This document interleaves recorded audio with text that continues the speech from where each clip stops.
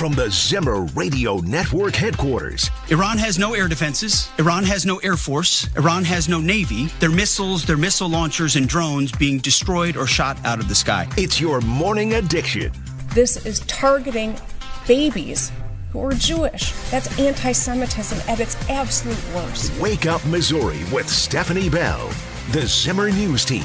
I mean, how can you not get voter ID approved? How can you not get, citizenship approved? And now, introducing your host, Randy Tobler.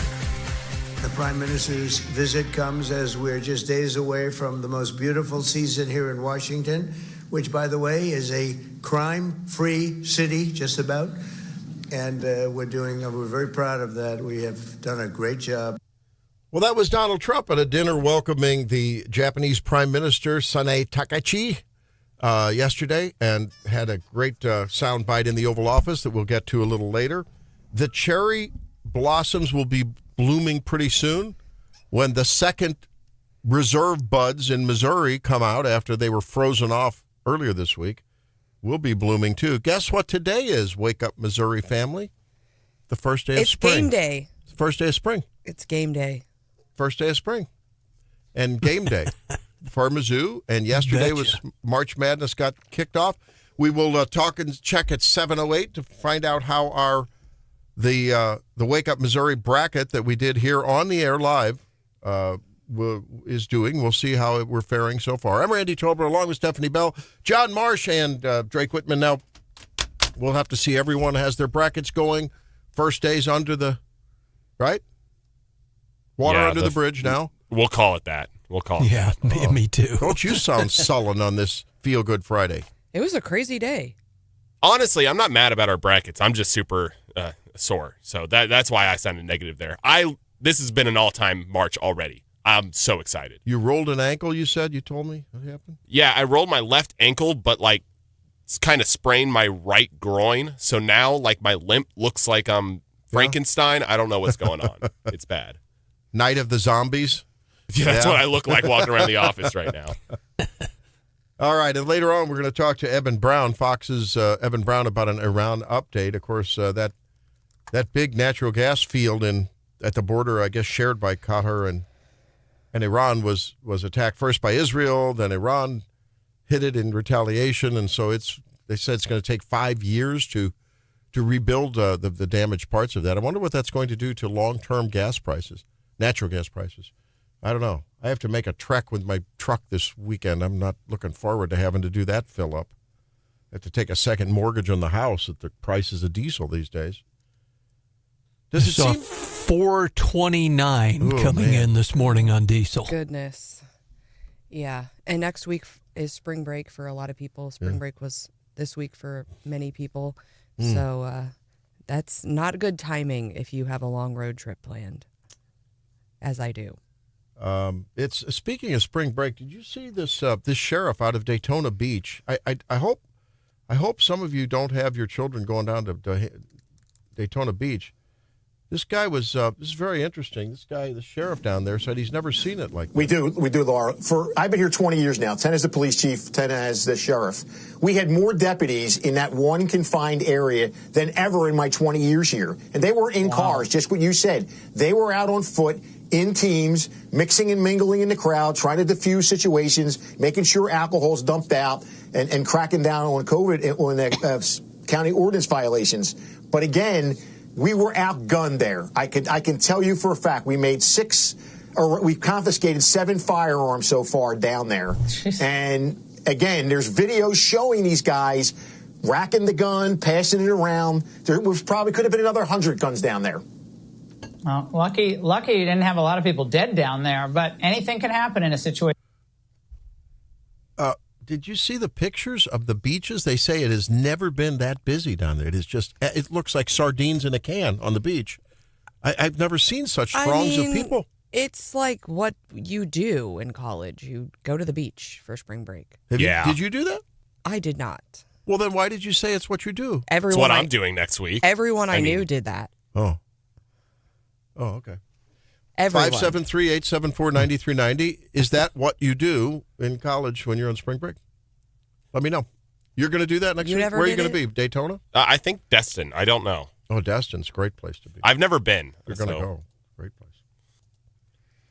We go down there once in a while. It's a drivable thing, you know. It's about a 12-hour drive. It's the one that's like really close to Alabama, right? Like near Gulf Shores. Okay. Yeah. Missouri Riviera down there. Okay. Well, I'll keep you updated on how many. Redneck Riviera. Redneck Riviera. I call it them. PCB's a good place. Panama City Beach. Yeah. If your girl goes to PCB for spring break, she's not your girl anymore. That's what you learn in college. There's a country song that talks about PCB. What song is that? It's like Nico Moon, isn't it? Yeah, I think it is. Yeah. And there's a big Air Force base down in the Destin area there. Isn't it Eglin Air Force Base down there? Yeah, there's a whole bunch of you see the bunch of blue- Air Force bases in the Panhandle. Big place Can't down you there. see the Blue Angels like somewhere? Yeah, they're down too? there. Yeah, the Blue Angels are down there. And you know, one of the most fun times I ever had while we were down there, I think it was Pensacola. Yeah, it was. They have a minor league, what do you call that? Like a baseball team down there called the Blue Wahoos. Blue Wahoos? And the stadium is so cute, and they shoot off fireworks. If That's you're good. down there for a beach vacation, highly recommend going to a baseball game. it's a fun place down there. It's cool being down there because, like you said, you can see the Blue Angels go out and practice from Pensacola, which is a pretty good free show. Pretty neat. Well, we'll have to see how the traveling goes. If you've been traveling and if you've had to face some of the lines, give us a call, 800-529-5572. I'd like to hear your frustration, but I'd like to hear what people are saying. Are you hearing rumbling, mumbling, grumbling? Is there finger pointing? Is it at the Democrats? Is it at the Republicans? Who's taking the most heat for this shutdown? The long TSA lines? I'm just wondering. I saw a little clip of a TSA worker, obviously just an everyday American. She's got her TSA thing on, and the reporter asked her, "Hey, what do you think about this?" Out of Reagan. It's out of Reagan. And she says, it's really different to watch these people. She was really restrained, I had to say. If I was her, I think I'd have been going ballistic if I had a chance to talk to a reporter and let him know what I really think. But if in that position, but she said, you were on a rant. Never. No, I would never be on a rant. And she said, it's really tough to be there and watch this when and have these politicians, because a lot of them, I think most of them probably come in through Reagan, politicians who are getting paid, and I'm working and not getting paid. Can you imagine what a rub and salt in the wound that is? And then, who was it that tried to? One of the, I think it was John Kennedy, was lamenting the fact that he's tried to get some action going to restrict the pay of congresspeople when they've shut down the government. I mean, after all, if the people that they're shutting down aren't getting paid, why should, if you consider them sort of the bosses, why should they get paid? It just seems like really in their face. But we live in an elitocracy now, so that's okay. I guess that's just what happens when you live in an elitocracy, don't we? I think we do. Speaking of elites, here's Nick Shirley on Gavin Newsom, because the fraud thing is getting pretty wild. I mean, it's in now we've uncovered fraud, Medicare or Medicaid fraud in. Okay, well, it's not really Medicare or Medicaid, but the daycare fraud in Somalia. We've got the Medicare fraud with doctors' names being attached to tens of thousands of claims. There's no way that they could have ever seen those patients and made those evaluations to justify those claims in L.A. And it just keeps on going. And Newsom apparently doesn't care. Yes, the governor of California is an enemy to the people of California. He's literally working to support the fraudsters. Meanwhile, he could be working to expose the fraud. That's Nick Shirley. I mean, how stupid do you have to be to say, okay, let's go after the guy who's exposing the fraud. Let's not go after the fraudsters. That is what he's doing, what he's actively doing each and every single day when he makes out these statements, and all he does is blame the people who are showing the fraud. Why doesn't he say, hey, Nick, great video. How can we help? Right? That's what I would say. Wow, great video. How did you find this? Where did you go, and where are you going next so we can find somebody to go with you? Don't you think that would be a common response? Exactly, because these tax dollars don't say right or left on them. They don't say Republican or Democrat. Right. Each tax dollar is a dollar for the American people. And when they go in and steal these dollars from us, they're not robbing just the liberal Democrat in California. They're robbing everyone. Yep. And then the governor gets mad at the person for exposing the fraud. How crazy do you have to be to... Yeah, so the governor was sniping Newsom, was sniping at Nick Shirley for exposing the fraud. I mean, it's unbelievable. You'd think he'd say, all right, now we know where to go. Let's go for it. That doesn't happen if you're in California. Eh? Talked to someone the other day. He's going to be with us on Monday. I think he started his company in Colorado. He wrote a book on health sharing. You know, we talk a lot about that. It's the only book that I know of that's been written on health sharing as an option instead of insurance. Many of you who are in or run or have something to do with small business, you'll want to listen in on Monday at 8:08. And we'll talk with Wiley Long is his name. He's an attorney, and he started this company. So I said, so you're in Colorado. That'll be whatever time, your time, and our time this time. He said, no, I'm in California. I said, what are you thinking, dude? I said... he said, have you seen the weather? Yeah, I know him because occasionally when patients ask me, you know, where can I get backup insurance if I'm going to, you know, have a primary care doc, but I don't have insurance. Well, I send him to Wiley because his company is great about this. And anyway, he'll be with us at 8 o'clock. I said, man, what are you doing? He laughed. When you challenge people and you sort of joke with them, they live in California. I'm like, well, how's that working out for you? They sort of, yeah, okay, I know. Why would you stay in California? It is a beautiful state. I mean, I was about to say, that's the worst part about it. The terrible policies, but it's beautiful over there. Yeah, I don't know. Good beaches. Are they? I thought they're sort of rock. Well, I guess there are good beaches. Isn't it good surfing over there, John? It's cold, man. Yeah, Huntington Beach and all those places. Sure. But that Pacific side's a little colder than we were talking about Destin earlier. Pacific side's a little cooler and a little more rugged with the waves and all that because I surf over there. Yeah.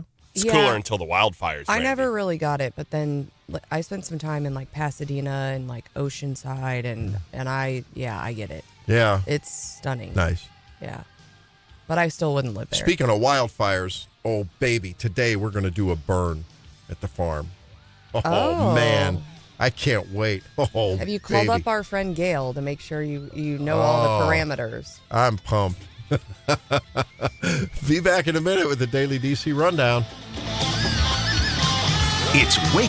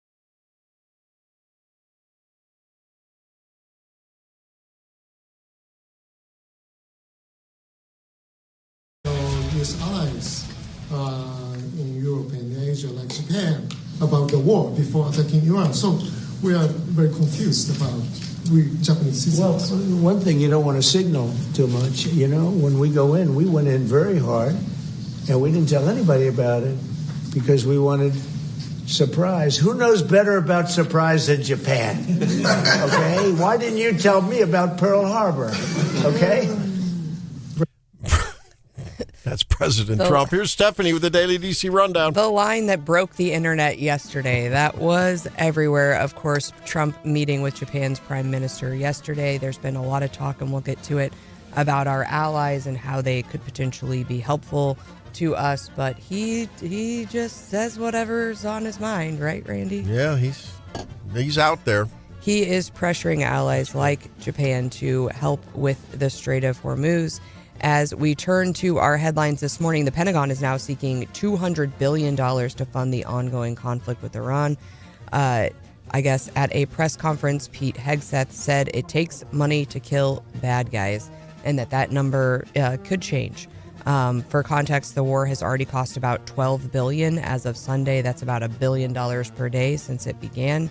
So Congress is going to have to debate whether they want to spend more money. Of course, they're not spending money on TSA agents right now, and we'll get to that.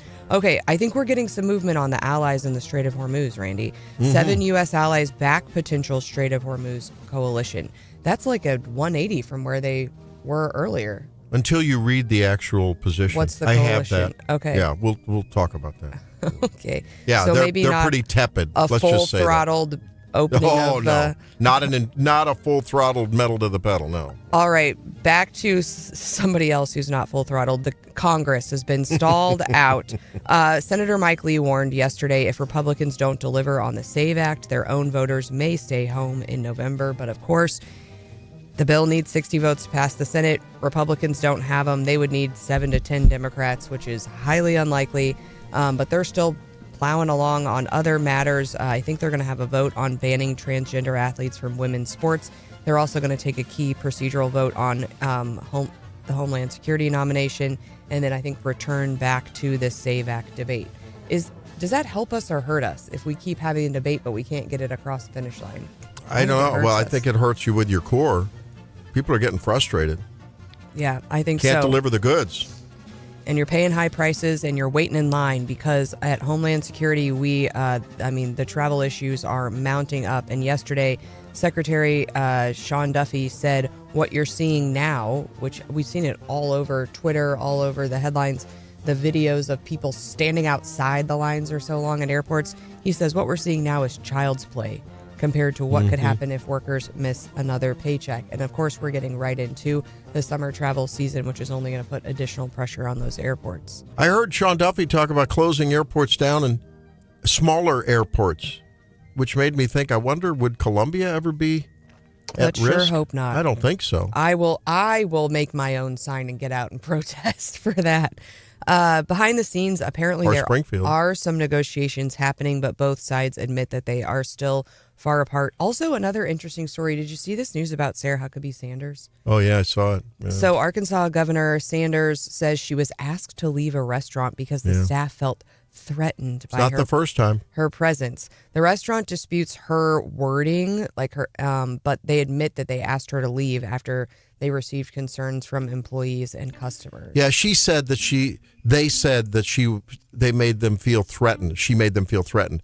They say, the employee said, or the manager said, no, it was actually that she made them feel uncomfortable. Oh, please. Her statement, she is just a class act. I think she has a long future in politics ahead of her, and I think she handled it in a way that is I can appreciate. But former press secretary knows a little bit about communication. And hey, hopefully those people in Arkansas vote with their feet.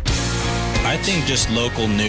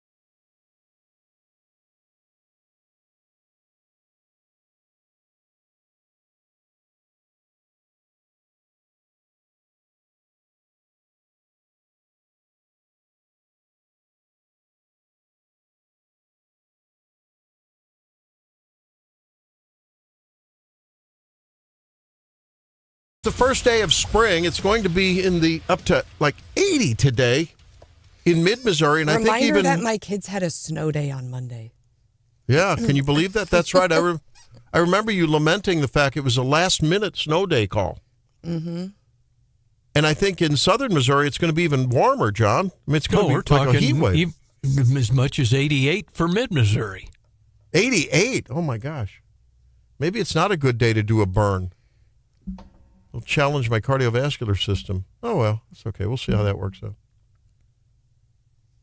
You know, when you do those burns, those prescribed burns, it does suck the oxygen out of the air if you're right in the vicinity of the burn. I have to get out my red soaked bandana. Look like an outlaw. Well, it's a Feel Good Friday, and who doesn't feel good about... You have to feel good thinking about this Rhode Island team. So remember the story of this trans whack job dad who killed his wife, one of the players' brothers on senior night, and his father or her father, but it was the family's grandpa. It was the Dorgan family. Remember that? Yep. Well, this Rhode Island, the Blackstone Valley Schools won the Division II Boys State Championship. Apparently, according to the coach, this team went from like 50% competitiveness to 99% competitiveness. This guy with Colin Dorgan, this is the stuff Disney things are made of. Well, not the killing, but this part. Less than a minute left in the third period against Lincoln High School in the Division II Boys State Championship, Colin Dorgan, whose family had been killed by his father just a few weeks earlier, scored a last-minute goal to tie the game. 4 nerve-wracking overtime periods later, Blackstone won 3-2 and secured the championship. Man. Pretty cool. How cool is that? That is just... It just makes you want to cry tears of joy, doesn't it? I mean, he said he was nervous about returning after the tragedy for the family, but he had immense support from family, friends, and teammates to get him off the couch and back onto the ice. He said throughout all the playoffs, even this game in the overtimes, I truly felt it in my heart and my soul that they're still with me. I love them so much. Before the game, the coach, Chris Labrizzi, said it was just a game for Lincoln High School and for everybody that's coming here. But for us who lived through that shooting, it's our lives. It's a tragedy we all went through and are still healing from it. He had sent Colin a text saying, Bud, playoffs are this Friday night. It's your call. He didn't respond all day, but about 9 o'clock at night, this was earlier in the week, he sent me a text saying, Coach, I'll see you tomorrow at practice. His sister, Ava, who survived the shooting, helped push him through the misery. She's tough. She's a tough girl, and I thank her because she just totally filled the shoes of my mom. You eventually get back into a cycle to where you got to get up off the couch.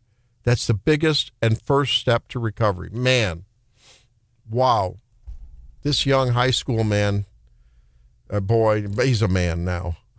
He just became a man real quickly. I think embodies the resiliency that maybe we have had to show in our lives, you've had to show in your life. Maybe you've had to encourage someone in your life to get up off the couch and come back. It's amazing. 573-874-9390. Stories of resiliency, welcome. I would like to hear your stories of resiliency. Yours personally, or maybe someone you love or know. They're really a big deal. And you know, I think hardship is put there by the divine into other people's lives who have that resiliency that maybe at a time we don't have it, but we need it, and it's inspirational. Or maybe you will need it, and you think back and you go, oh, come on, I can push through. Like Drake. Drake's feeling sore today, right? And pulled a groin, you got a sore back, what else? An ankle. Yeah, it's just it doesn't hurt like bad You're enough. like 21, dude. You should feel like $1 million. So yeah, except I got tackled by people who are 210 pounds for 2 hours yesterday, Stephanie. Put some weight on each. I'm trying. Ooh, you're getting. It's a Charles says maybe Disney will turn that into a hockey version of Angels in the Outfield. Yeah, I'm sure this will turn into some kind of a. Well, so Drake's going to use this story now and go out today and practice like he's never practiced before. He's like, come on, right? Yeah. No, we have some good motivation. We have maybe the most important practice on Saturday, so I am resting today. Oh, resting, are you? Okay. All right. But I hope you rest, but make sure you stretch out. Get the muscles warm, stretch out a little bit. Of course, if you sprain things. Now, okay, so last night I told my wife, I said, I looked at her and I'm prepping, silently working, and then I'm trying to do patient business in between because there's a lot of things. Man, there's a lot of sickness going around. And then I had to change some prescriptions from one pharmacy to another. And so I'm back and forth between apps, right? Yes. Well, every time I have to log into my darn medical record that you do the electronic prescribing from, I looked up at her and I said, honey, I know what the definition of hell is. She says, what's that? I said, hell is having to eternally, perpetually have two-factor authentication every time you go to a new tab. I can't. It's Don't you agree? The worst. Yes. She laughed. And it got me to thinking it might be a fun thing to talk about. What would be your definition of hell? 573-874-9390. In a fun way. I mean, things that just get your goat, that just, you got to do them. You have no choice. The powers that be make you do it, but it just, You know what my hell is? What? What is your definition of hell? Whenever I'm sitting here in the office watching March Madness and everything that could go wrong does go wrong, and I miss like 3 games. Yeah, that was yesterday. Oh, you mean like I lived hell work gets in the way of March Madness? Yes.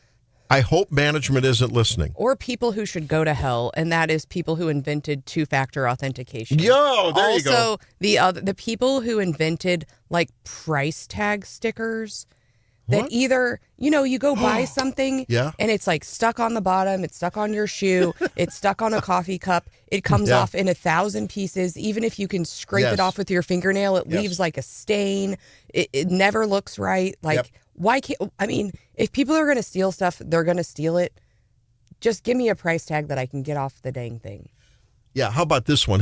I'm sure you've had it. You like a glass of wine now and then? Yes. So after a while, you have the wine glasses. Eventually, you need to buy new wine glasses. They get broken. You're cleaning up after a party. They get broken. Yeah, all the time. Every time you buy a wine, that sticker is there, right? And you cannot get it off. You try goob gone, and you try everything.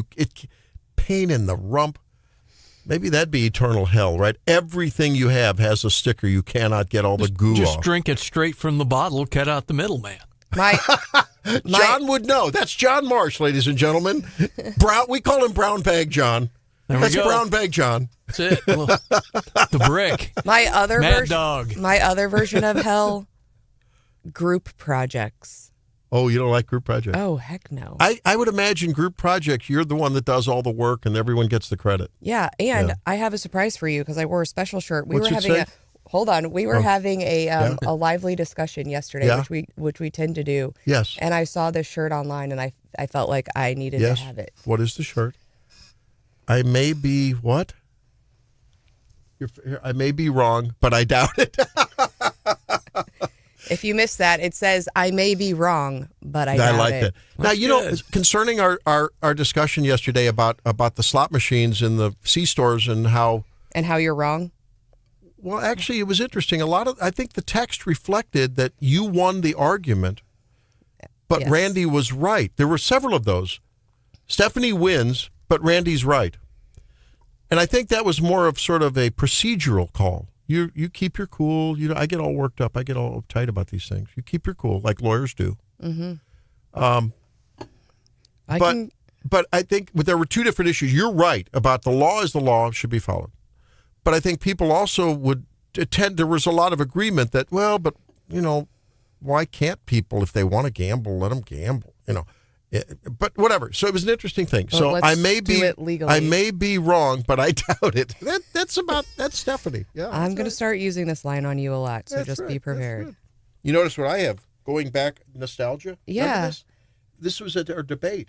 Yeah, the Making Airwaves Great Again shirt. That was a good shirt. MAGA, Making Airwaves Great Again. Yeah.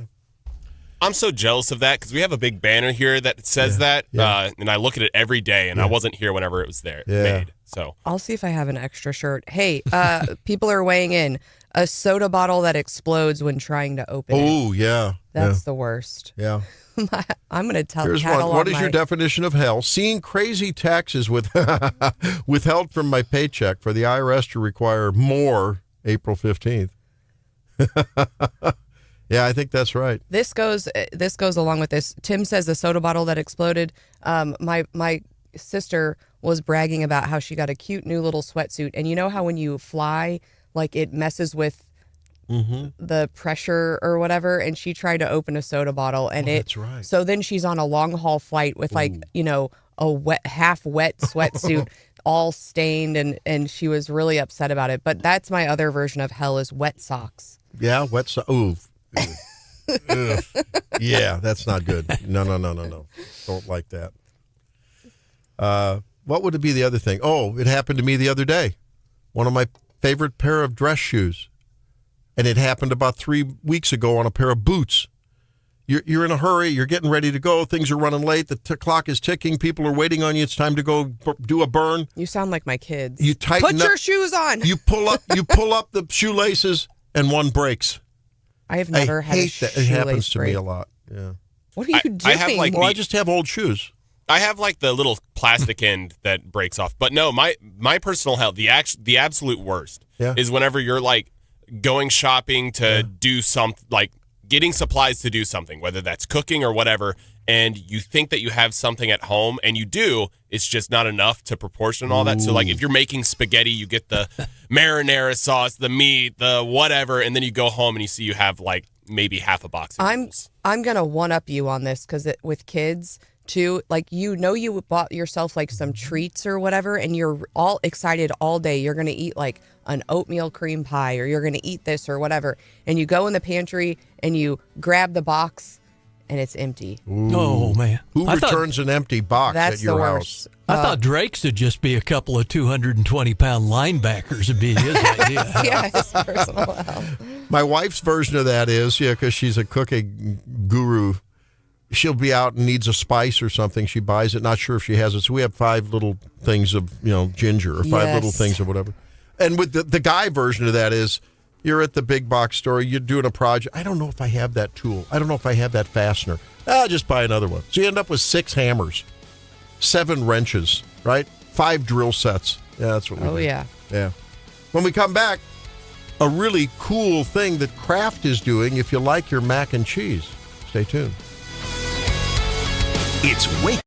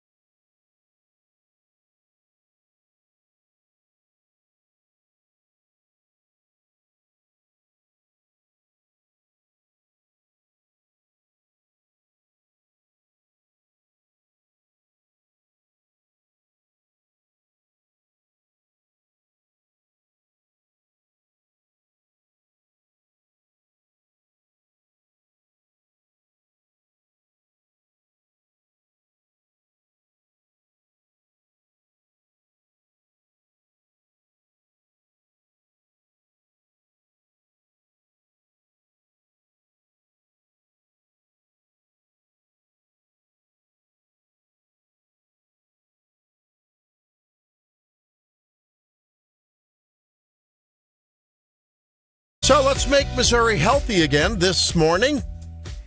You like mac and cheese? John, you like mac and cheese? That's John Marsh. He likes mac and cheese with his brown bag wine. You like that, don't you, John? No, sure. Breakfast of champions. Yeah. Drake, you like mac and cheese? I'm the biggest mac and cheese consumer Who in doesn't America. like mac and cheese? Then there's lobster mac and cheese. That's extra good when you can save up your bucks and do a little bit of that on a special night. So we all know about Stephanie Bell. You like mac and cheese? We eat a lot of mac and cheese at our house. Yep. Well, the original box of Kraft mac and cheese, of course, very popular. Everyone knows that. Well, now they have a new one now. They have a new one called Kraft Mac and Cheese Power Mac. This is amazing. 17 grams of protein. Oh, boy. More than double the 8 grams in the standard stuff. I didn't know they made protein powder in neon orange. The upgraded mac and cheese also has 6 grams of fiber compared to 1 in the current version. 2 flavors, original and white cheddar. And by the way, I mean, we're not getting any remuneration from them. This is just news. Now, they claim that the pasta has the same great taste. But and here's the thing. There's no artificial flavors, dyes, or preservatives. So they're using, what is it called? Annatto.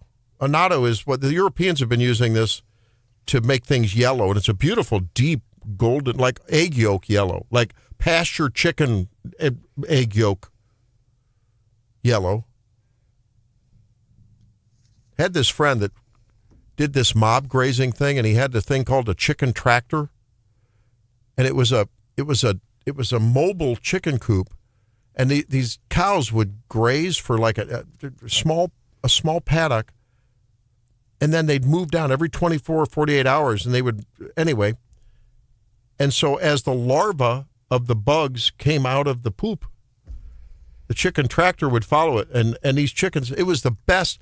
I made creme brulee from those eggs. I got the most compliments I've ever had. This creme brulee was golden orange color. It was beautiful. That's what if you ever watch what chickens eat, you'd never eat another one yourself. You are what you eat eats, after all. So this is a beautiful color. The noodles look. Guess what the noodles are made of? I think Helene found out Are they beans? I think is that how you get the fiber? Are they lentils or? Yeah, I think she said, I don't know, she did some research into it. And she said it was made of like vegetables, ground up vegetables or something. So is it like potato or something like that? I don't know. No, I thought she said it was made of ground up, broccoli and kale and stuff. I don't know. I don't know what's in there, but man, this is a good deal. Look, increase your protein, increase your fiber, get rid of the preservatives and the artificial dyes, and you'll be healthier. So I think we can endorse this. We're going to do a little more research into it, make sure that it's all good. I'll give it a taste test, Randy. Yeah. All right. When we come back, let's review how the brackets are doing after the first day of March Madness. Drake's crying in his beer already, I think. Back with more Wake Up Missouri after this. 573-874-9390. How are those brackets doing?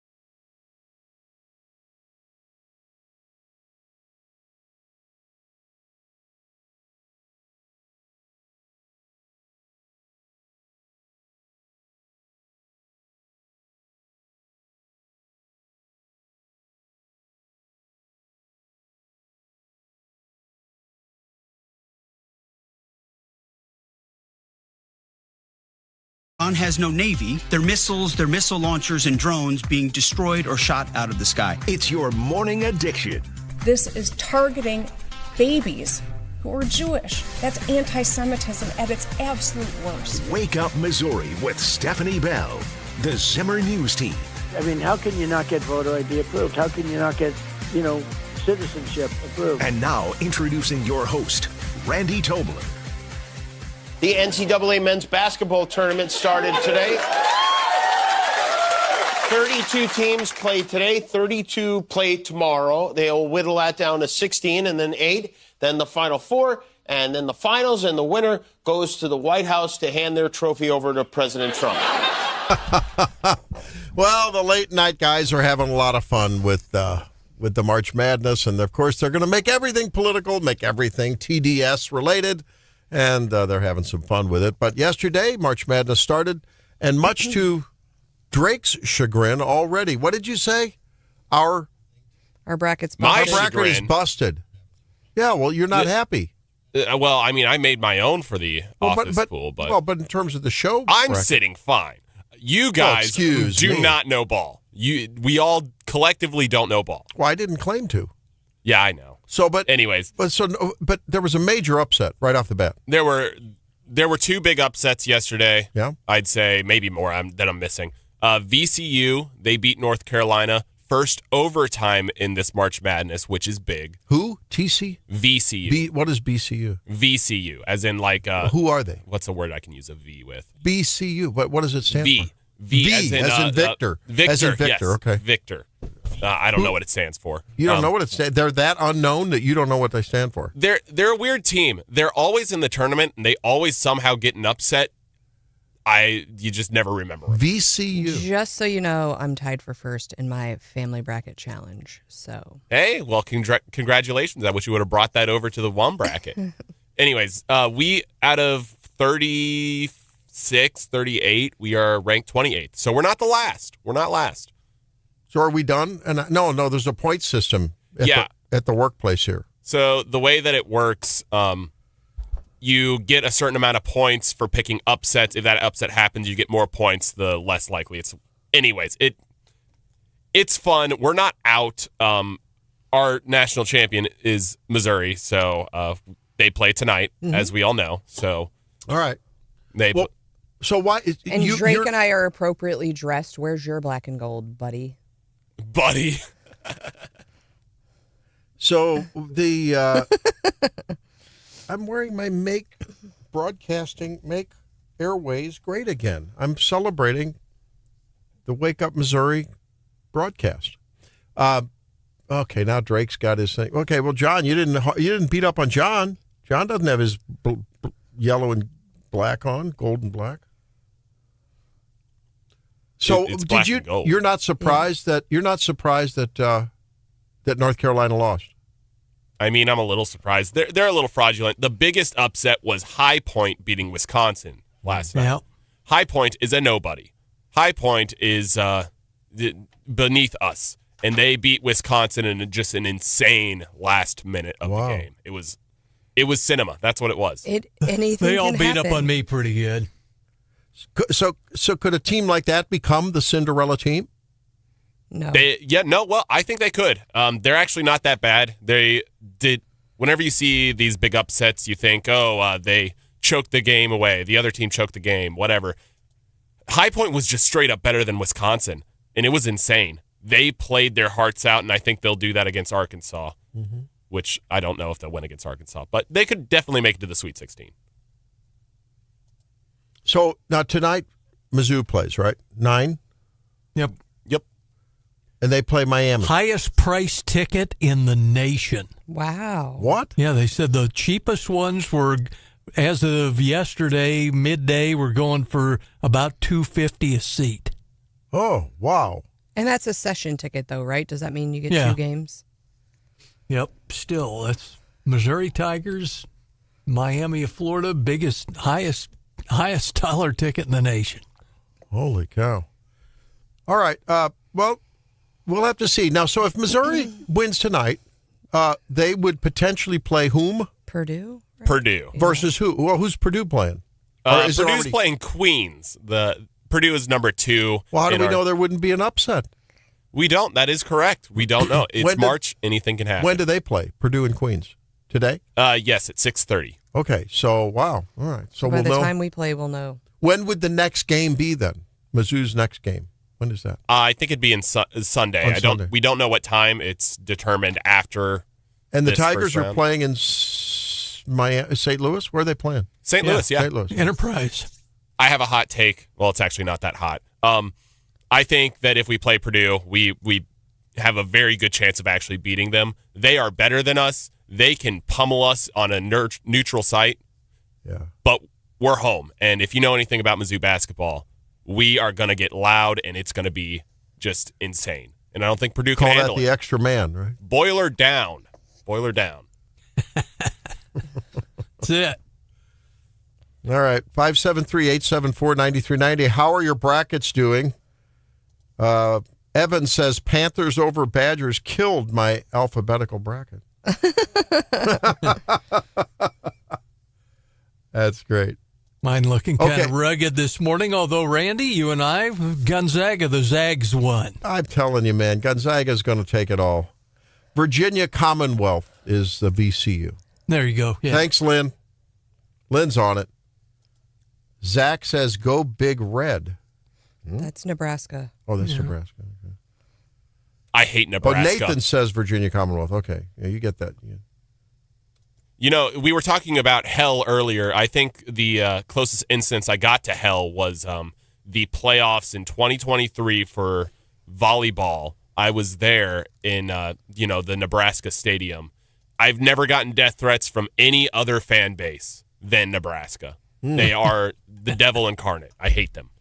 Remember the old line, what's the N on the stadium stand for?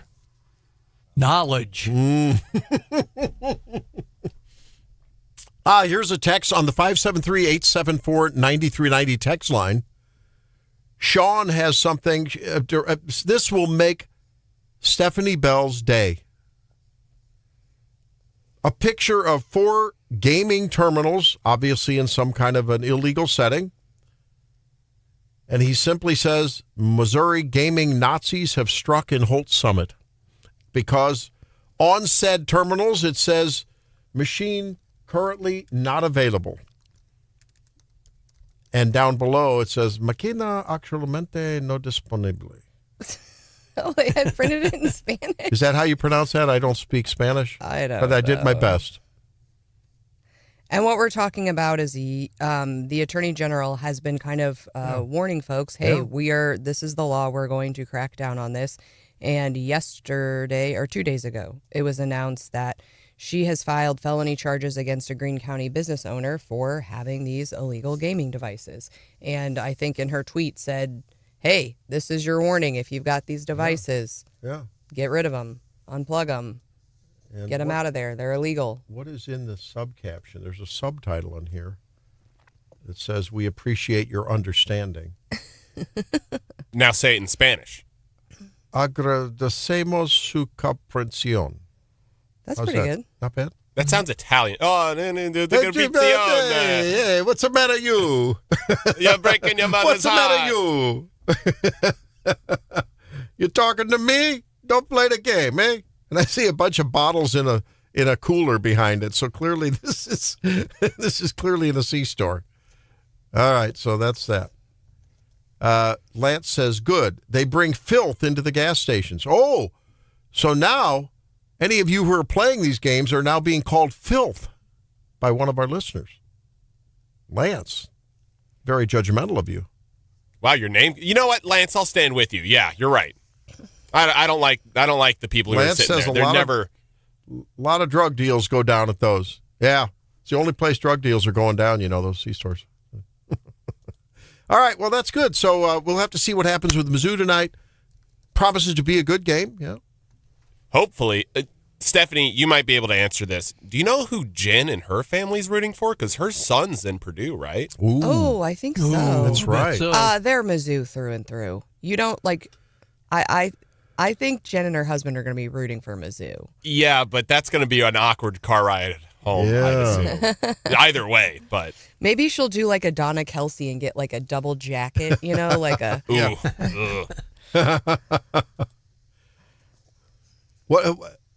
How are your predictions, ladies and gentlemen? What do you think? If it ends up being Mizzou and Purdue, that game would be this weekend. What are the predictions? What's the score? Come on, Drake. If it's Mizzou Purdue, yeah. I'm going to say let's go 85-82 Mizzou. Wow. Yeah, I think we win. We are in St. Louis. That place has. Yeah. Ooh. Place gets loud. It gets loud. Super loud. John, you might be able to answer this. Where are we playing? Are we playing like in the Blues Stadium? No, Enterprise Center, yeah. Oh, okay. Yeah, no, we're winning. Yeah, that's loud. Yep. Super loud. I agree. I think we take them. We have had a little bit of a divide in my family with this bracket thing. My stepdad, he is one of those old, like, oh, these new basketball players, they don't know how to play. They travel too much, whatever. And he is currently winning our family bracket. So it's causing a little bit of a rift. All right. When we come back, there are times when it's not a very gracious thing, but there are times when you love to see, what do they call it? Farfignugan? No. What do they call it? Schwarzenegger? What is it called when it's sort of like Freudenfraud? It's sort of Schadenfreude. What's it called? I think that's Freudenschad. Now you got me all backwards. Schadenfreude? Is that right? Schadenfreude. Schadenfreude. When it's sort of like what goes around comes around kind of a thing, Pleasure derived by someone from another person's misfortune. Okay. We're going to have from, what you call it? Schadenfreude. So I've exhibited poor Spanish and poor German in the same segment. That's a first. That deserves an award. Yeah, thank you. Speaking of which, someone won. There's a professor who won the equivalent of the Nobel Prize in mathematics. We have to celebrate that. I'm learning something. This is interesting. Schadenfreude. There's also Freudenschad, which refers to feeling pain or resentment at another's success. And they say oftentimes they get used interchangeably. I like Schadenfreude. We're going to do a little Schadenfreude when we come back on Wake Up Missouri. Stay tuned. It's Wake Up Missouri.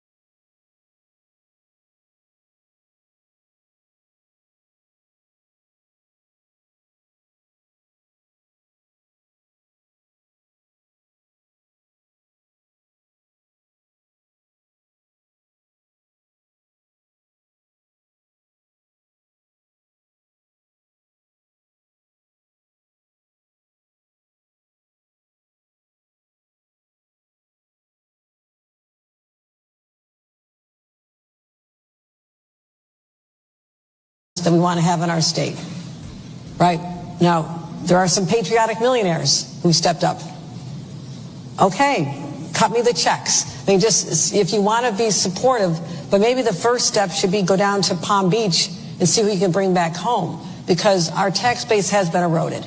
So I philosophically don't have a problem. It is like I have to look at the fact that we are in competition with other states who have less of a tax burden on their corporations and their individuals.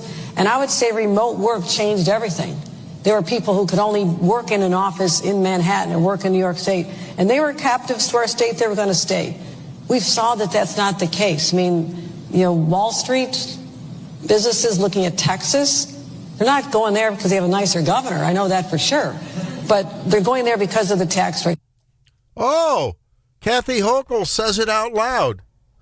She basically, before remote work and became, acceptable, and as more and more states like Texas and Tennessee and Florida abandon the income tax and are attracting, headquarters and Wall Street companies moving. Well, Elon Musk moved from California down to Texas, right? He moved his place. So she says they're captive. They were no longer captives in her state, begging people to come back from places like Florida and Texas to avoid the oppressive taxes. But what I didn't hear her say was, you know what, we're going to compete in this competitive tax market and we're going to lower our taxes. No. She didn't say we're going to lower our taxes and thereby have to lower our social service hammock, not a safety net, a hammock. Hammock. And isn't it funny? She told Politico basically like, where are the rich people writing the checks? Well, they're not fools. Look at the stars that have moved out of New York, and some have moved out of the United States to other countries because they just don't want to be punished for productivity. Big rock groups have done that. I mean, big rock stars have done it. They should come to Missouri. We're going to eliminate the income tax. Well, we'll have to see how that's working out. I don't know. We need to talk to Senator O'Loughlin. We need to get Cindy O'Loughlin on the air. She's on spring break. Let her be. And see what. Well, I will. We'll get her. When do they come back? Next week? Next Monday. Yeah, I believe. We got to get her on the air and see what she thinks the chances are of the House passed. Is it a resolution to put on the ballot for voters to vote to eliminate the income tax with certain pauses in play in case revenues don't meet up where they need to? Wonder how that's going to make it. Have they done much in the Senate? I know the House has passed a lot of bills. No, that Senate has been bogged down by Democrats who like to hear themselves talk. As opposed to Republicans who like to hear themselves talk in the Senate. Okay. You read my mind there. At least I actually said this. I've been I never thought I would, but I've been kind of missing Bill Eigel because at least when he was talking all the time, he was at least entertaining, right? Yeah, it was always good for a soundbite from our benefit. Get what you ask for, Stephanie. Yeah. You're the ones that want to respect the institution. That's what they're doing. I haven't pretty heard, boring. Pretty boring. That's one word for it. It's been pretty boring. And he was like a smart guy. So, I think people would say that. Like, he was a good orator and he was smart. But, mixed boring and kind of incompetent, and it makes for a snoozy time. Yeah. I'm sorry, did I miss something? Did you call Bill Eigel smart?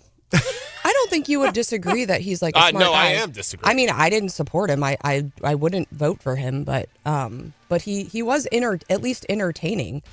There was he was entertaining. Entertainment value there. He was. I did not get the notion that he was smart. He had an effect. Well, he had one of those kind of charismatic, light styles that really got a core cult-like following, and that was it. Yeah, I think the Senate, they did the supplemental budget and the bill that allows pregnant women to get divorced.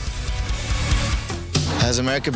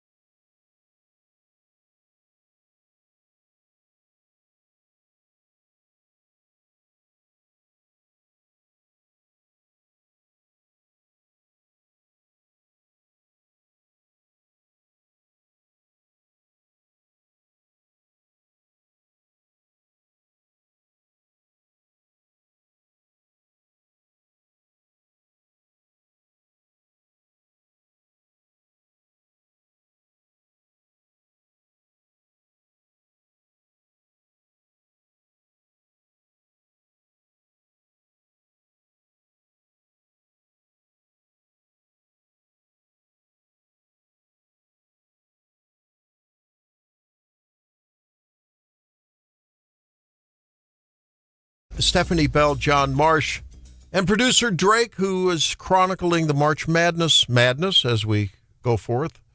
It's mad. Yeah. Your bracket's doing well, but the Wake Up Missouri consensus bracket from yesterday, not so well. I'm ranked 9th in our office pool. And we're 28th? Yes. John? I'm first. John, you doing well? Not in that one. I'm not doing well. Actually, I'm going to look at John's pick and make fun of him on air for it. I'm not doing. You should. All right. Well, the American Kennel Club is out with their most popular dog breeds. I'm here for it. You know how much I love dogs. Stephanie will be checking out for the rest of this topic. Okay. As we... Fair's fair. Our official show... Well, but I think most of our audience, the Wake Up family, probably disagrees with your loathing of dogs. Do you loathe dogs or just not care for them? I don't care for them. Okay. It's different than loathe. Just keep your dog away from me. What do you think the number one? Oh, my daughter Sammy is going to love this. Daughter Sammy will... Okay, those are actually cute. I think this is right. I think that's what Sammy has. I'm not sure. All I know is they're feisty little boogers that run up and have a knack for putting their tongue right into your nose. Which dog breed is this? The French Bulldog takes the number one spot. They're little. They look like little gremlins with pug noses and pointy ears. Now, the English Bulldog has more floppy ears. They're the cutest things. Little Sully. Sully's the more nimble one. And then she's got this other one that was sort of the runt of the litter, but he's the cutest. He's my favorite. He's the underdog. You know, his name's Reggie. And he's got this problem where he's always snorting because they had an operation done on him to help his breathing passage. Oh my gosh, that's too much. He was stifling. He was. I'm pretty sure that's what someone in my family has, and the kids love that dog. But I know, like, when it goes by the water, like, because of their face, it has a little life jacket. But they'll set the dog out on like a standing paddleboard or like in the cot. They love it. Yeah, they're the cutest I'm a mean mom for not allowing the kids to have a dog. You are? Am I ruining their life? That would be the saddest dog. We're never home. That's what I tell the kids. Like, that's mean to the dog. See, I have feelings. So Frenchie, in 2012, the Frenchie was ranked number 14, and by 2021, they moved up to number 2. The Lab had been the perennial leader, and in 2022, the Frenchie passed the Lab. I'm surprised it's not like the Golden Doodle, right? Didn't those get super Well, here's popular? the top 10 dog breeds according to the AKS. French Bulldog, followed by the Labrador Retriever, Golden Retriever, German Shepherd, Wiener Dog, Dachshund's number 5, Poodle, then Beagle, Rottweiler, German Short-Haired Pointer, and number 10 is the Bulldog. I don't like small dogs, and if they are genetically not able to breathe well, then they're not the dog. Golden Retrievers are the best dog by far. I mean, you don't get a vote. You like birds. I have a dog. I have a vote. I have a seat at this table, Stephanie. You do not. I'm just going to hold up my Technically, sweatshirt. he should like bird dogs. He's a bird guy and bird dogs. So, yeah, Golden Retriever, that's kind of right up Drake's alley. My Golden Retriever is special needs, we'll say, because I don't know if I can say the other word on air. Now, the ladies so Sammy's all in for the Frenchie, no doubt. She got 2 of them. Like I said, one's a little bit of sort of an off Frenchie, but he's my fave. I love him. Little Reggie. All right. Now, the ladies, by the way, in case you missed Make Missouri Healthy Again, we were talking about the new Kraft Power Mac and Cheese that'll be officially released, I think, here in April. 17 grams of protein, 6 or 7 grams of fiber. Now, that's made with pea protein isolate. But the ladies in my life here, I'm getting text about something, Gal Gadot, is that how it's pronounced? Wonder Woman? Maybe. Mm-hmm. Gal Gadot. She has a brand called Goodles, Goodles. Those are actually probably better. I've done a quick research here. Oh. They have an extract of, like, it's got mushrooms and kale and all kinds of prebiotics and Peter, just for Peter's microbiome. I'll buy him some of this. And it has a lot of good stuff in it. And we need to do a taste test here on the air. We need to compare the Kraft Power Mac and Cheese and the Goodles. Are you up for it? I'm up for it. We'll do that maybe some Friday on a Feel Good Friday. Let's do that. That'll be fun. And it's owned by Gal Gadot, who Drake doesn't like looking at those Wonder Woman movies, I know. Never. So we'll have to do that. That's good. I'm happy about that. We'll have to compare those. I just wonder, like, I mean, is this just like all the rage? Because, you know, back in the 90s, everything was fat free. Mm-hmm. And then we went through the Olestra phase where everything was sugar free. Mm-hmm. And now everything's like chock full of protein. Yeah. And what if you just eat beef, right? Or fruit? Not good. I think this is another, could go away fad. I do think you need protein, but it feels like fake protein. Just eat chicken, beef. If protein replaces unhealthy carbs, I'm all over it. And unhealthy fats, right? I think that's the idea. You shouldn't keep eating the unhealthy omega-6 rich fats. So I can't wash my steak down with some Reese's peanut butter cups? This is another example of Gen Z being better than millennials. I mean, you had all of your little... What?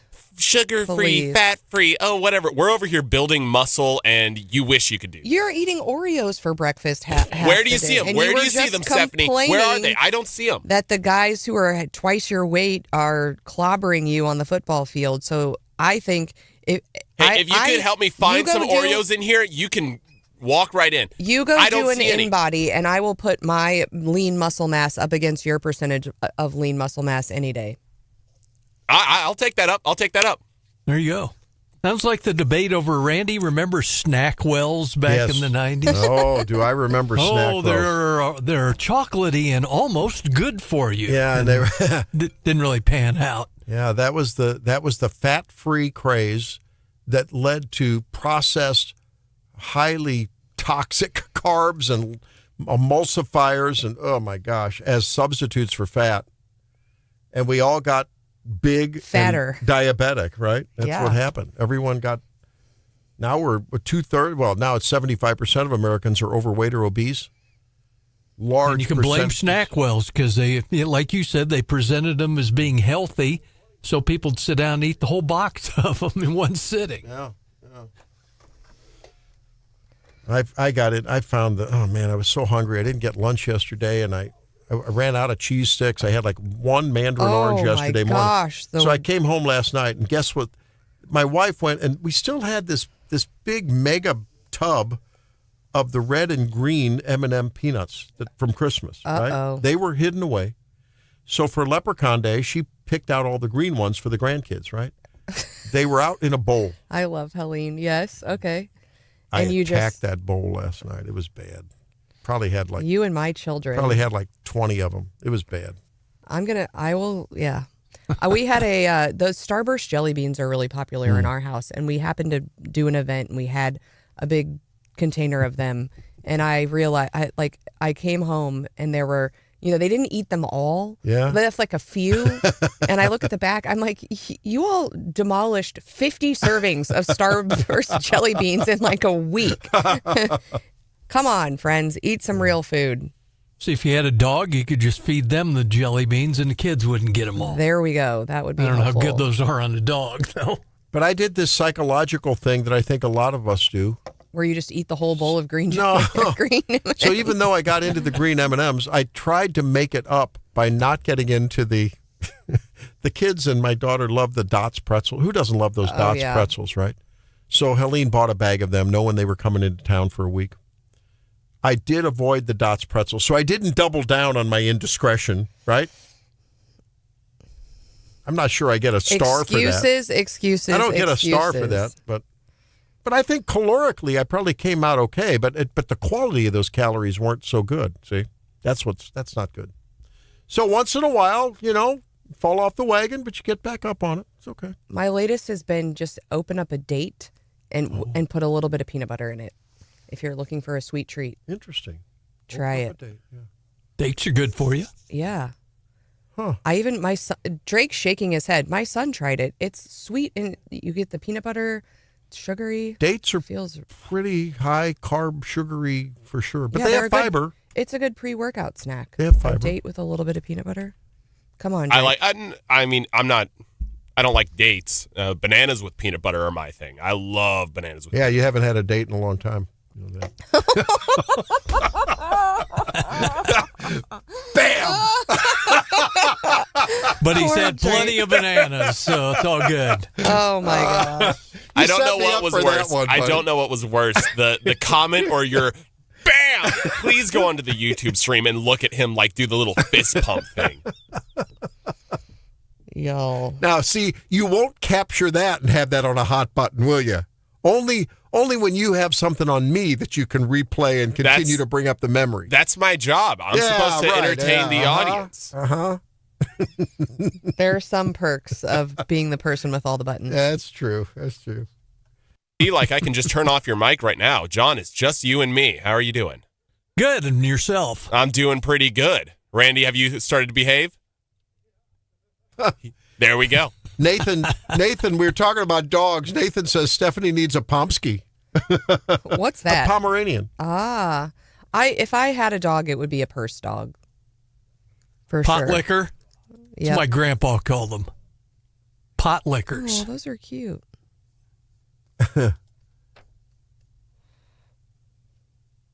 Stephanie's right again on protein sources. The highly processed protein foods will not have a good shelf life with consumers. Yeah, I think. Well, but I'll take any protein. Well, let me modify that. I think if you get hydrolyzed protein source, like there's a lot of hydrolyzed soy protein sources. That involves a lot of MSG and a lot of other things that in the processing, you lose a lot of advantage there. Better off to just have a nice piece of lean protein on a bed of a lot of green and red and yellow vegetables. That's a pretty good formula. Throw some shrooms in there too. It's good stuff. A lot of people are putting mushroom creamer into their coffee. Yeah, have you tried it? I got some for Christmas. I haven't. I love mushrooms. I eat a lot of mushrooms, but mushroom coffee sounds weird. But I know a lot of people that do it. Yeah. I don't know. I haven't tried it yet. I need to do that. John, what's coming up with your mushroom infused segment? That was close. Hey, Drake, going bananas? Show me. Oh, you'll find this appealing. We'll be back. It's Wake Up Missouri.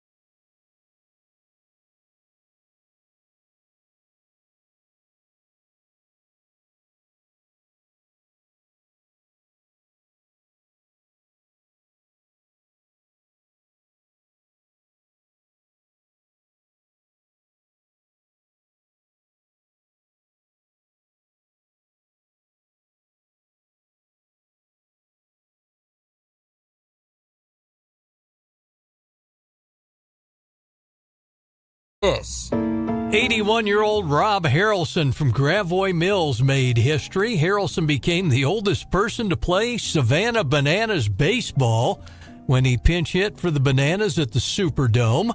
Back in 2022, the Savannah Bananas left the Coastal Plain League, began playing banana ball with flips, tricks, dancing players and umps, and even players on stilts, taking the world by storm.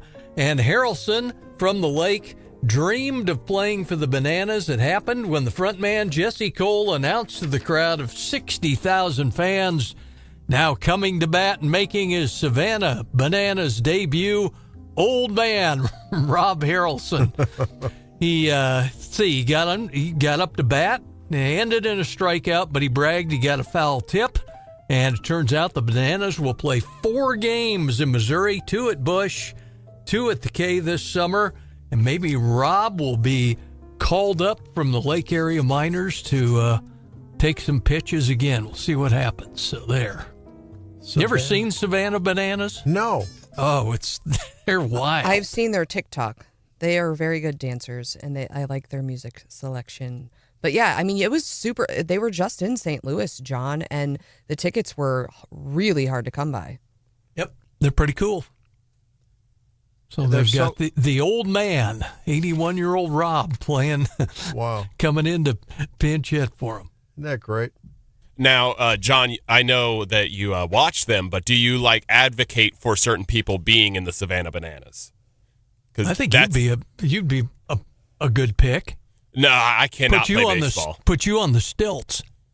You know, I could be a stilt guy. That is true. Yeah. No, well, without the stilts. The way they choose their players is that, if they make auditions that are completely online and fans and people advocate for them. It's not they're all good looking. Oh, of course. You can't have ugly people in banana ball. So what are they? Are they like a Harlem Globetrotters sort of? No, do not compare them to the Harlem Globetrotters. They're actually, they are really good at baseball. Yeah, it's a real game. They're always trying to win. This isn't like the Harlem Globetrotters where it's so they're talented. Yeah, they're talented. Well, they've got a lot of former major leaguers and college standouts and all. They've got some real athletes on their team. I'm looking at one guy jumping out of a barrel, like a banana barrel, and doing a backflip and landing on his feet. They're pretty athletic people. Yeah. Doing some Ozzie Smith kind of moves out in the outfield. It's amazing. So they not only play well, but they entertain as well. Oh, that's fantastic. Yeah, and it's always a fun game. That's what they're trying to do. They're trying to make it always fun, competitive. There's not really blowouts. Each inning, each team can only get 1 point. So if you score 10 runs in one inning and the other team scores 0, it's 1-0 until the next inning. And are they normally featured at minor league games, that kind of a setting? No, they play in Busch. They play in major leagues. But who do they play? They don't play the Cardinals. No, banana ball is a sport. It's its own league. Oh, it's its own league. Yeah, and you should get the book. The person who started it, what's his name? Jesse. I have his book. Jesse Cole. Yeah, it's a really inspiring book. I should take it on vacation because I haven't finished it yet. Gosh, my computer's being slow. Book. Anyway, he has an inspirational book about how it all got started. Oh. And I think initially, weren't they, is it just called Banana Ball? The Unbelievably True Story of the Savannah Bananas. But I think when they initially got started, he had to give the tickets away for free, and now they have to do a lottery. It's so popular. So looking for a good summertime read. And there's some charity that comes out of this, right? Yeah, philanthropy. I saw something about Bananas Foster, so they were doing for foster kids. Okay. Good. Yeah.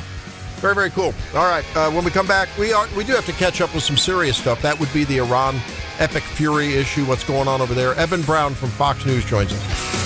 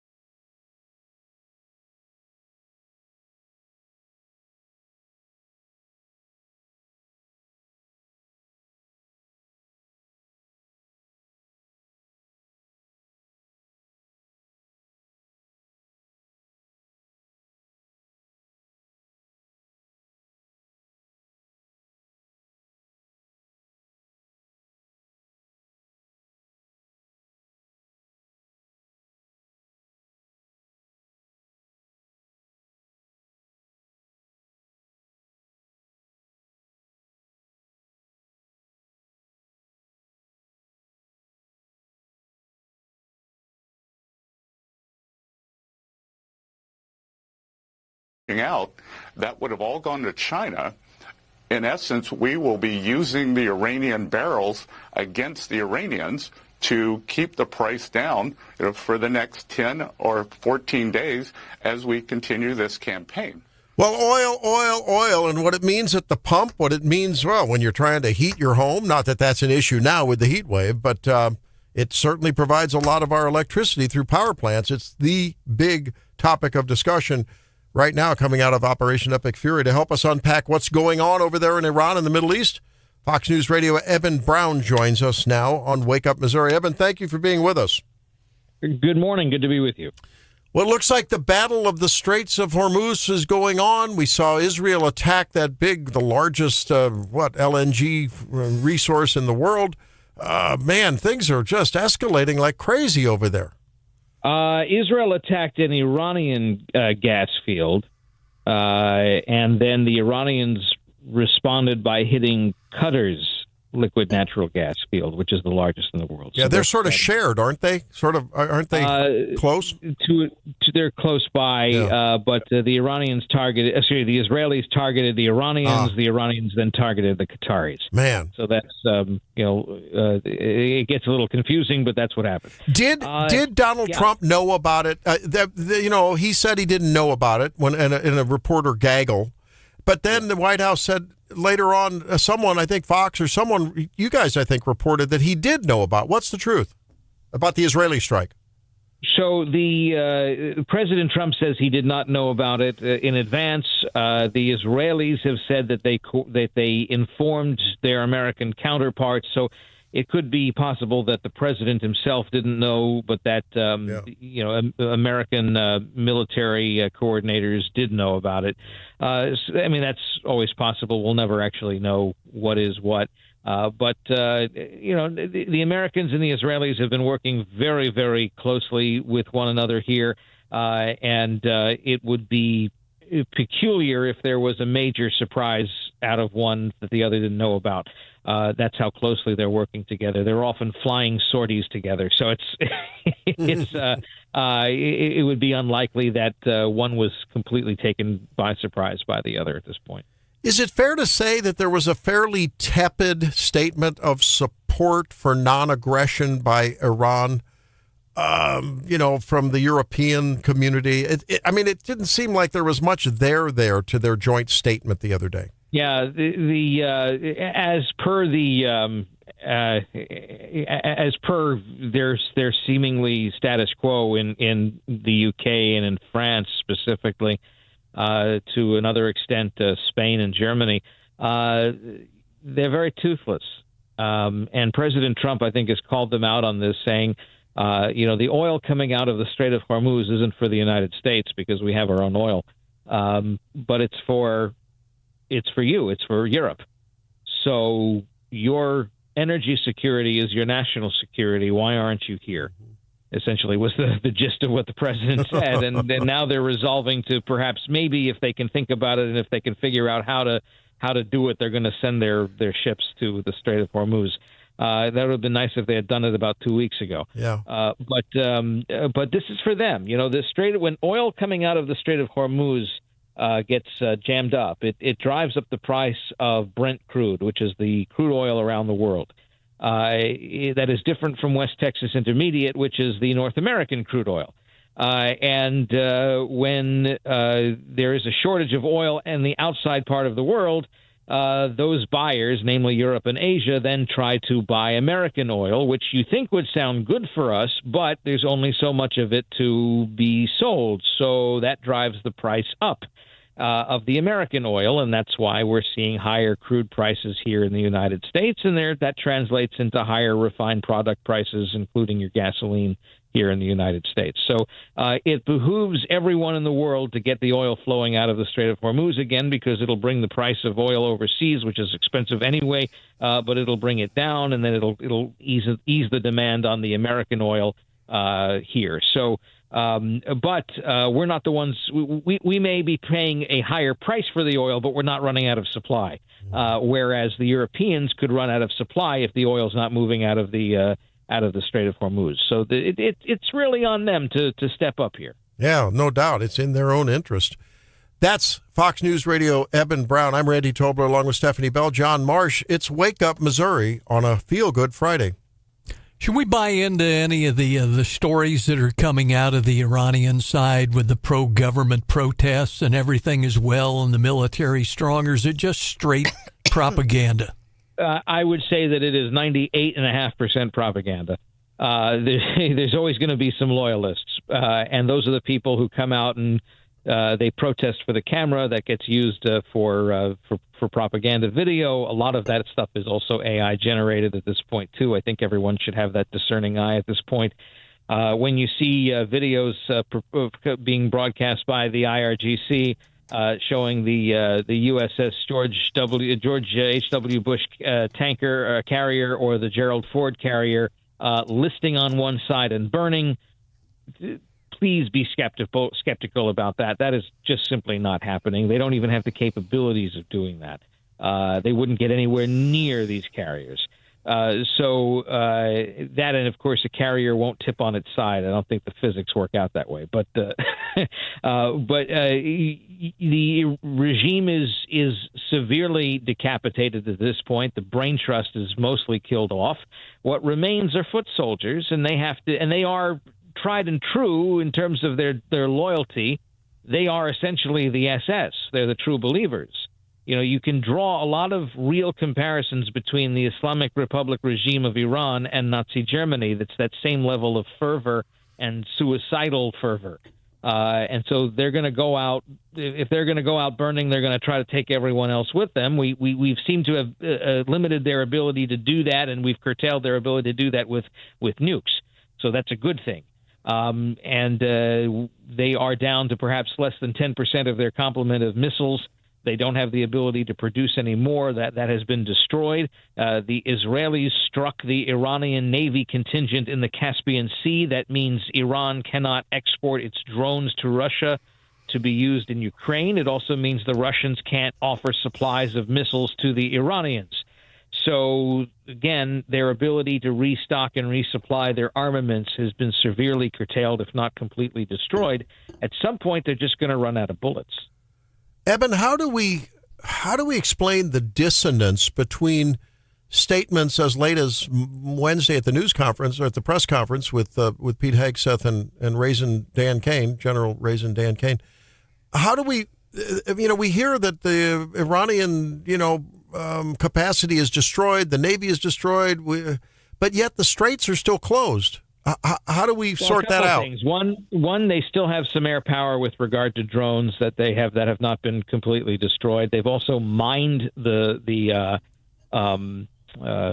strait. We certainly believe that. They also do have some naval capability left, where not naval capability, but coastal capability of firing whatever missiles they have left at tankers.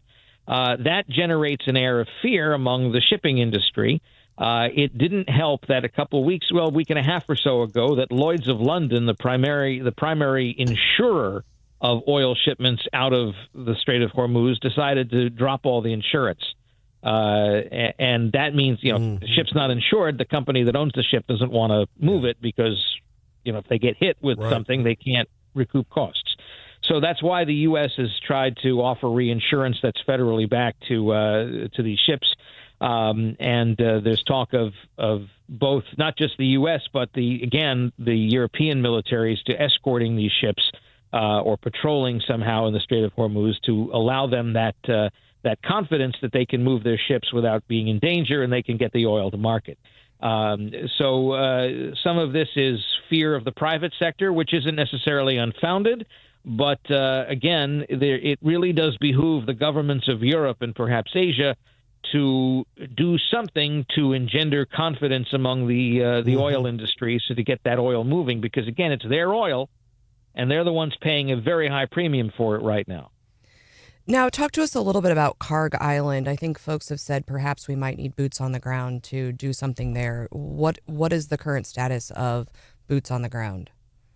So I want to implore Americans of all stripes to stop thinking in binary terms.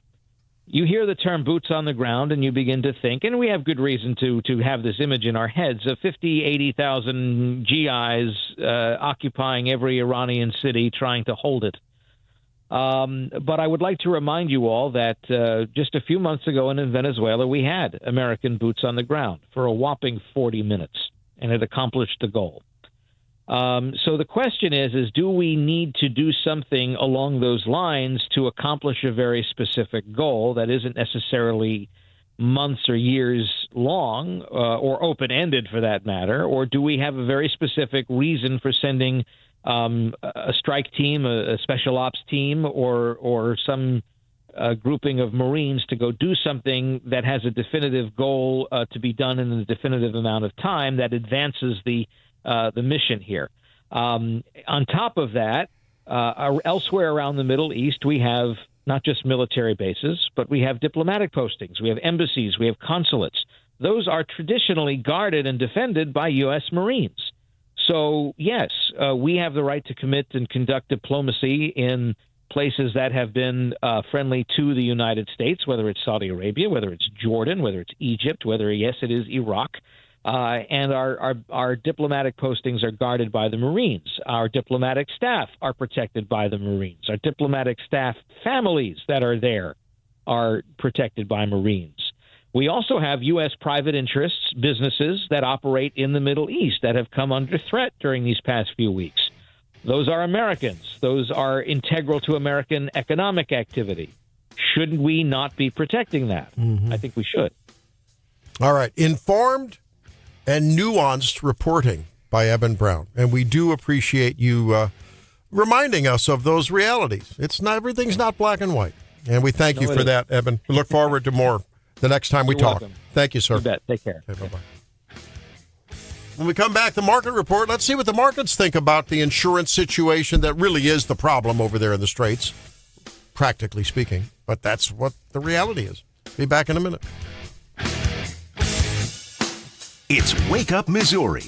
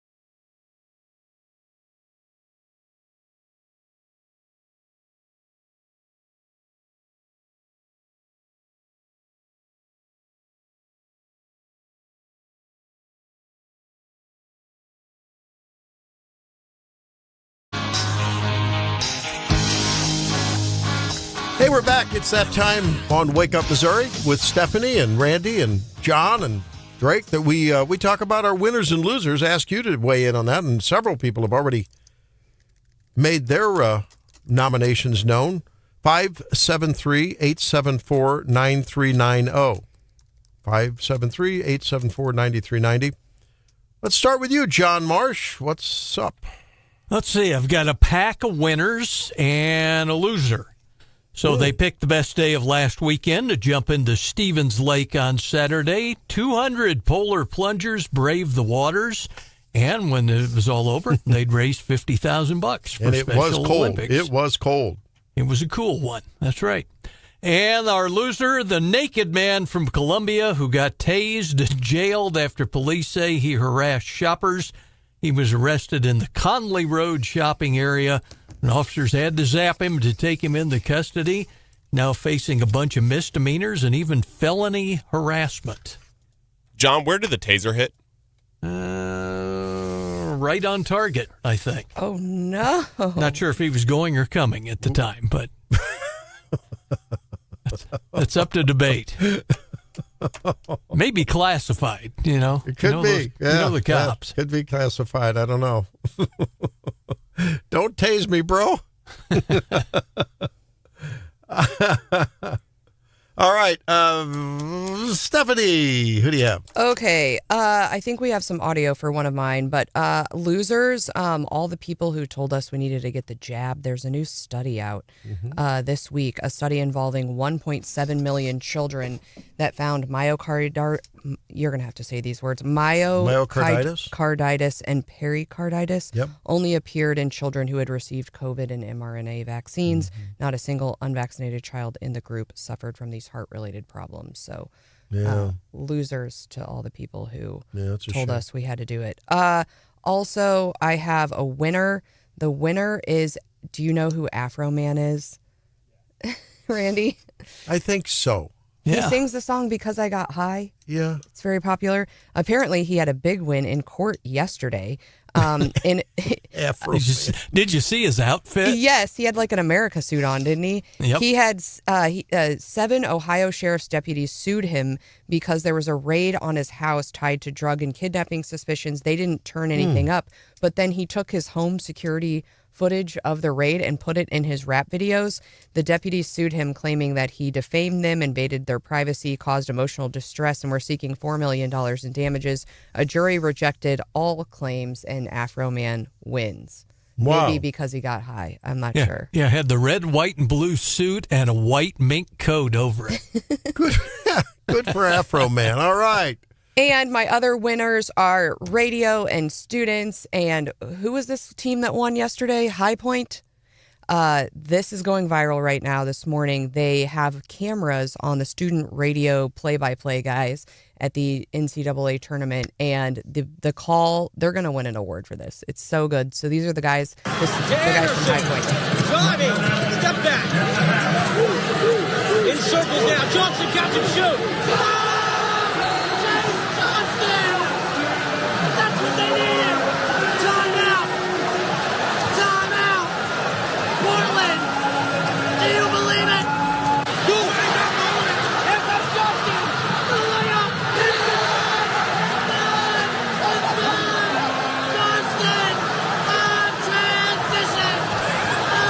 Takes it in bounds.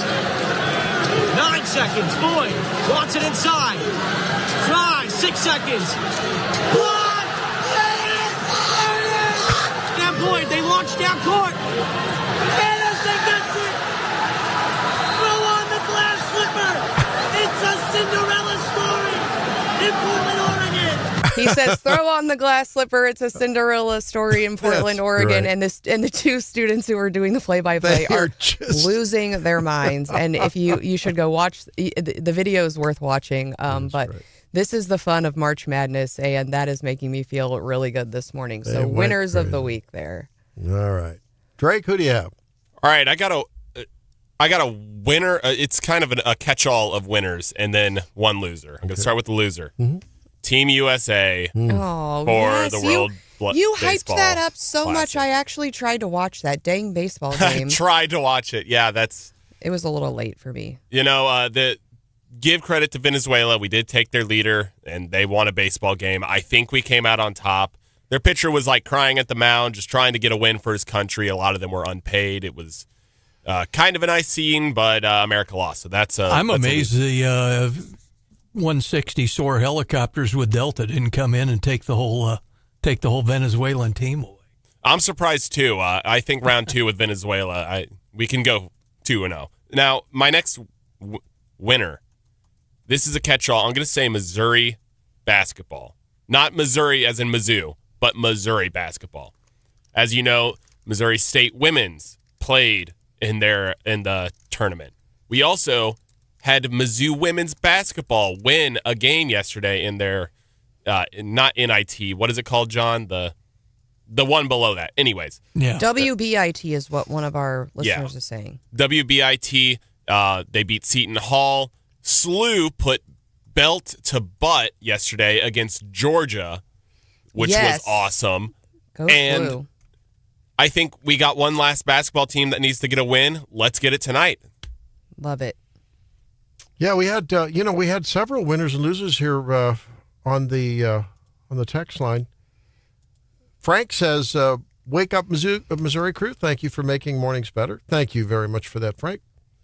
St. Louis University men's basketball team absolutely destroyed Georgia last night.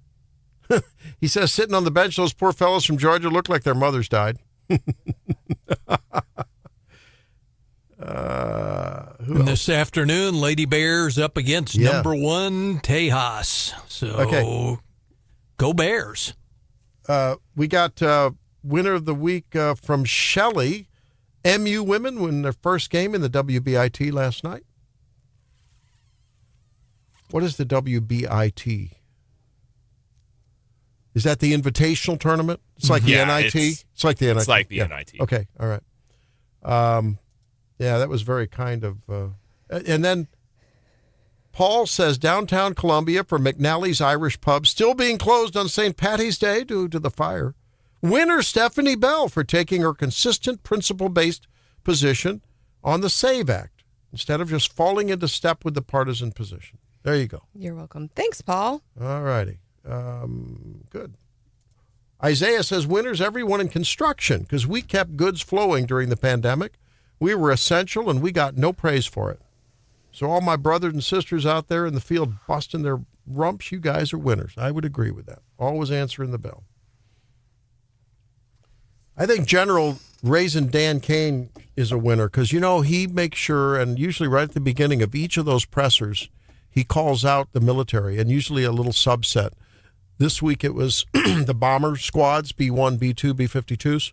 And, of course, we have a contingent of those and, white men. So it was good to hear him do that. And he always is able to bring it down and make it very human at the same time, talking about big boys with big toys destroying bad people. So that's a good thing for him. And I think we ought to call for all you nerds. Now, Stephanie, you'd like to, I think you have been a self-proclaimed nerd at point. I am a nerd. Well, a proud one. We've all heard of the Nobel Prize.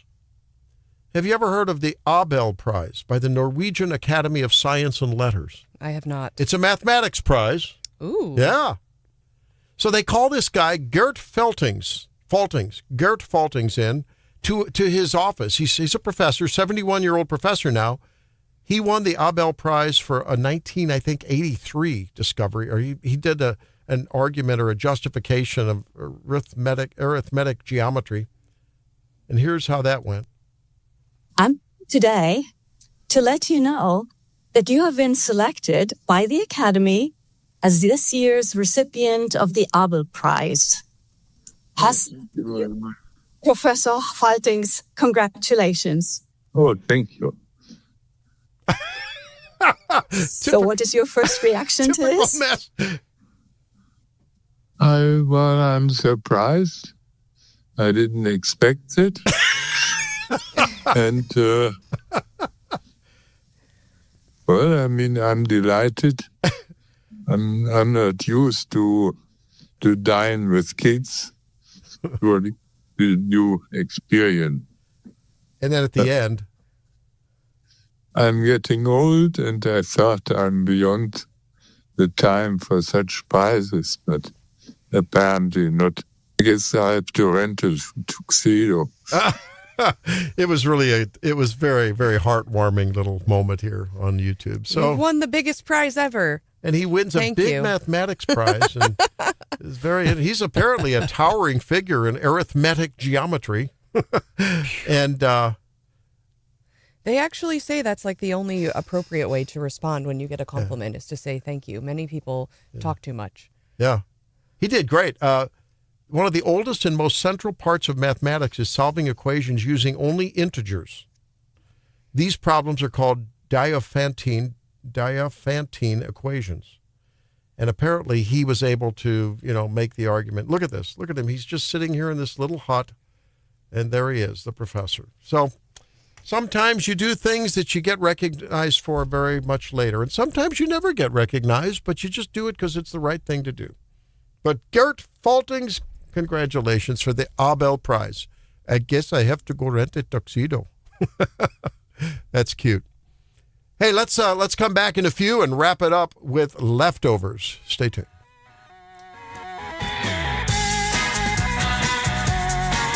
It's Wake Up Missouri.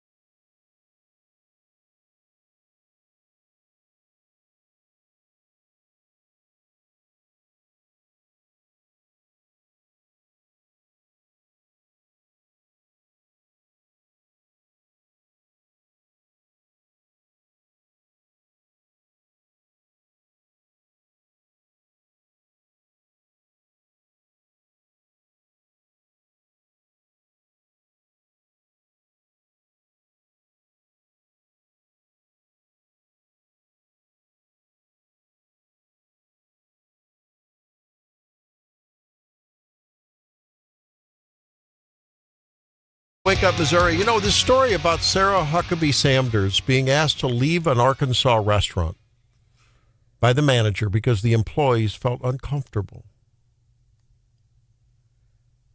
One was gay and accused her of saying some hateful things about gays. I'm not, and she said, she didn't say anything like that. But, you know, I don't recall, and maybe it's selective, algorithmically driven. You know, we all live in our bubbles of information, let's be honest. We try to I try to be aware of other views and so what's going on around you. Sometimes they're right. I told them the other day. It's classic lefties. I mean, you asked me in the break, when's the last time, you know, a right-wing conservative restaurant owner asked a lefty to leave? Never, because we're not stupid, because the point of a restaurant is to make money. And I don't care if you're a lefty or a righty, if you're paying for your dinner, I'm not an idiot. I agree. And if I had some super mega whatever that didn't like the fact that, you know, Barbara Buffalo walks in the restaurant, she's a super lefty. Okay. And that guy started spouting off, I'd say, shut your trap, buddy. I'm writing your check. The woman's patronizing our restaurant. This is not the forum for that. I may disagree with Miss Buffalo, but that has nothing to do with her patronizing my restaurant. Right. Now, she may choose not to if she knows I own the restaurant and I'm conservative. Whatever. That's her choice. But I don't remember reporting of a right-wing restaurant manager or owner, because we're not stupid, shooing off a lefty. Do you, John? You recall anything? Well, we remember the story in Colorado where they didn't want to bake the cake for the gay couple. But that was, I don't know, I think that's bad business 101 if you ask me, you know. But turned down right to make some dough, but it's private business. Well, I would view that more, that wasn't a restaurant setting. That was a bakery. It's almost like a contractor doing a job for someone, right? I mean, it's a little bit different, but you're right. I mean, so there are those instances of people not wanting to do business with others. I'm excited because Sarah Huckabee Sanders has a new book that's coming out. It's called Unapologetic. Her story about... Is it a cookbook? No, but what it means to listen to God, live by faith, and lead with clarity and conviction in a world gone crazy. You can now pre-order it, apparently. And she came to, I think we might have been in Kansas City. She was the keynote at statewide Lincoln Days in Missouri a few years back, and she was inspirational. So I'm going to buy that book and read it. I really think a lot of her. 573-874-9390. What about, Alan said, what about the cake maker? Yeah, well, we've talked about that. I think that may be a bit different. It's not a restaurant setting. Well, remember that? Who was super mad about something people had on the TVs and walked in and was all mad because they were in a bar and the bar owner had something he didn't like on the TV? That's right. Got all triggered. That's right, yeah. It's a bunch of junk. And Probably a Jayhawks game. Yeah, that was a lefty who didn't like that the guy had... It was the alternative halftime show. It was the alternative halftime show. Yeah. There you go. And the bar owner said, that's what we're playing here. You don't want to patronize me, that's fine. But that's reverse discrimination. I mean, that was where the patron, that's fine. You have that choice. And I don't blame people. I have no problem with that. If you don't want to patronize someone with whom you disagree politically, that's fine. Not a problem. Shelley says there's a Mizzou connection to SLU. It's Kelly Thames, Thames. Son is on the team. Kelly was a great MU Tiger in the 90s. Oh, fun. Do you remember that, John? So who does... Of course, you were just a kid then. Who does SLU play next? I don't know. Drake? They play Michigan. Ooh. I don't know if they've won yet. That's the thing. So there's still a chance for an upset. I think Michigan won yesterday. Okay. They would play Michigan. And Michigan's ranked highly, right? Yeah. Oh, yeah. I have them winning the national championship. Well, there was Michigan and Michigan State yesterday, right? Yes. Are they both ranked well? Yeah, I Michigan think State is a 3. Yeah. Michigan is a 1. Man, I sure hope the Tigers come out and be like the Tigers that beat Florida early in the year. Wouldn't that be great? Tonight, We'll take it. Against Miami. I want to be the Tigers that beat Mississippi State, like by 30. I want to be that team. I don't want to win by 1. I want to win by as many as we can get. You want it to be a hammering victory. I don't blame you. It's going to be hard since, the Miami players might be hyped up on coke. But Yeah. Oh, I missed a winner that I thought this little kid was a winner. I saw this on YouTube or whatever, Instagram, or one of them. See if I can get this to play. So you see this picture of a kid standing in the doorway. It looks like maybe the doorway from a hall, and in the background is the kitchen. It looks like it might be the laundry room. I'm not sure. And the trash can is tipped over, and there's debris all over the floor. And this is what happened. Did the dog get in the trash again? No. Hazel, there are napkins all over the floor. I did it. You did it? I did it. He was sleeping. He was sleeping the whole time. So the little kid said the dog was sleeping. I did it. When truly the parent knew it was the dog that did it. And this little, how old is this kid? 1 year, 1.5, two maybe? No, I did it. I did it. Hey, we did it. You did it. We'll see you Monday. Bye.